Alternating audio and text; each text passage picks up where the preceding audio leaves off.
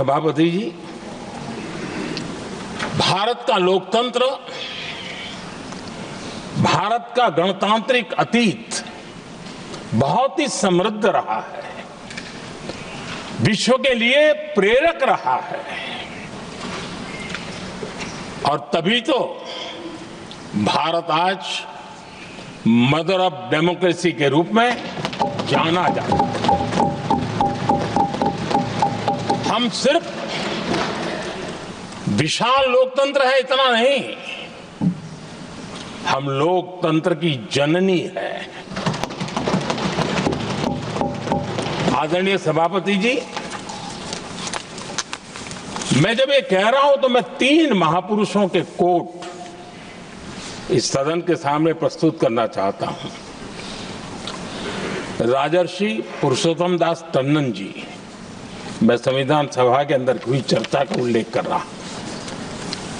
उन्होंने कहा था, सदियों के बाद हमारे देश में एक बार फिर ऐसी बैठक बुलाई गई है, यह हमारे मन में अपने गौरवशाली अतीत की याद दिलाती है, जब हम स्वतंत्र हुआ करते थे, जब सभाएं आयोजित की जाती थी जिसमें विद्वान लोग देश के महत्वपूर्ण मामलों पर चर्चा करने के लिए मिला करते थे। दूसरा कोट मैं पढ़ रहा हूं डॉक्टर राधाकृष्णन जी का। वे भी इस संविधान सभा के सदस्य थे। उन्होंने कहा था, इस महान राष्ट्र के लिए गणतांत्रिक व्यवस्था नई नहीं है, हमारे यहां ये इतिहास के शुरुआत से ही है। और तीसरा कोट मैं बाबा साहब आम्बेडकर का कह रहा हूं। बाबा साहब आम्बेडकर जी ने कहा था, ऐसा नहीं है कि भारत को पता नहीं था कि लोकतंत्र क्या होता है। एक समय था जब भारत में कई गणतंत्र हुआ करते थे। आदरणीय सभापति जी, हमारे संविधान के निर्माण की प्रक्रिया में हमारी देश की नारी शक्ति ने संविधान को सशक्त करने में बहुत बड़ी भूमिका निभाई थी। संविधान सभा में 15 माननीय महिला सदस्य थी और सक्रिय सदस्य थी। मौलिक चिंतन के आधार पर उन्होंने संविधान सभा की डिबेट को समृद्ध किया था और वे सभी बहनें अलग अलग बैकग्राउंड थी, अलग अलग क्षेत्र की थी और संविधान में उन्होंने जो जो सुझाव दिए, उन सुझावों का संविधान के निर्माण पर बहुत बड़ा प्रभाव रहा था। और हमारे लिए गर्व की बात है कि दुनिया के कई देश आजाद भी हुए, संविधान भी बने, लोकतंत्र भी चला, लेकिन महिलाओं को अधिकार देने में दशकों बीत गए थे।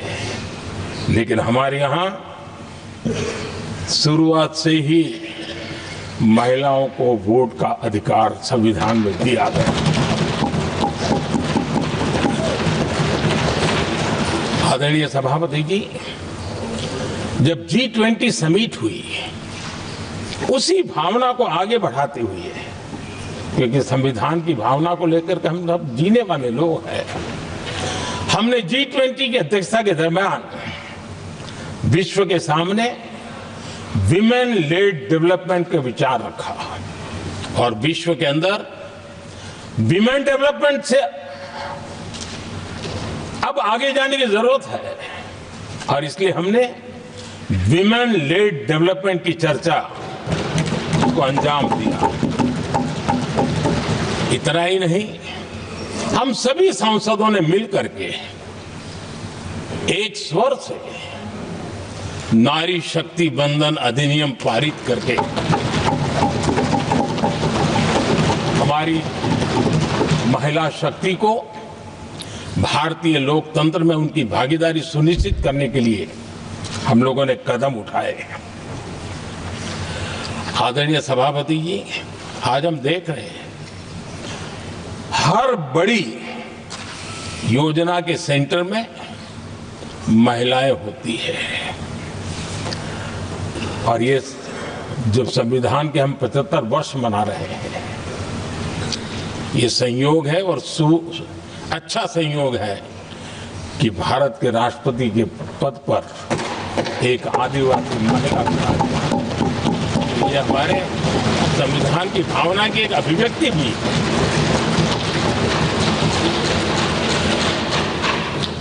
आदरणीय सभापति जी, इस सदन में भी लगातार हमारे महिला सांसदों की संख्या बढ़ रही है, उनका योगदान भी बढ़ रहा है। मंत्रिपरिषद में भी उनका योगदान बढ़ रहा है। आज सामाजिक क्षेत्र हो, राजनीतिक क्षेत्र हो, शिक्षा का क्षेत्र हो, खेलकूद का क्षेत्र हो, क्रिएटिव वर्ल्ड की दुनिया हो, जीवन के हर क्षेत्र में महिलाओं का योगदान, महिलाओं का प्रतिनिधित्व देश के लिए गौरव दिलाने वाला रहा है। विज्ञान के क्षेत्र में, खास करके स्पेस टेक्नोलॉजी में उनके योगदान की सराहना हर हिंदुस्तानी बड़े गर्व के साथ कर रहा है। और इन सब की सबसे बड़ी प्रेरणा हमारा संविधान है। आदरणीय सभापति जी, अब हमारा देश बहुत तेज गति से विकास कर रहा है।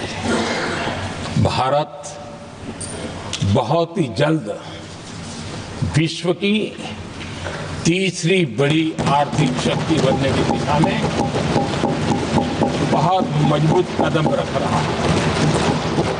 और इतना ही नहीं, ये 140 करोड़ देशवासियों का संकल्प है कि जब हम आजादी की शताब्दी मनाएंगे, हम इस देश को विकसित भारत बना करके रहेंगे। ये हर भारतीय का संकल्प है, ये हर भारतीय का सपना है। लेकिन इस संकल्प से सिद्धि के लिए सबसे बड़ी आवश्यकता है, वो है भारत की एकता। हमारा संविधान भी भारत की एकता का आधार है। हमारे संविधान के निर्माण काल में इस देश के बड़े बड़े दिग्गज थे, स्वतंत्रता सेनानी थे, साहित्यकार थे, विवेचक थे, सामाजिक कार्यकर्ता थे, शिक्षाविद थे, कई फील्ड के प्रोफेशनल्स थे, मजदूर नेता थे, किसान नेता थे, समाज के हर वर्ग का प्रतिनिधित्व था और सबके सब भारत की एकता के प्रति बहुत ही संवेदनशील थे।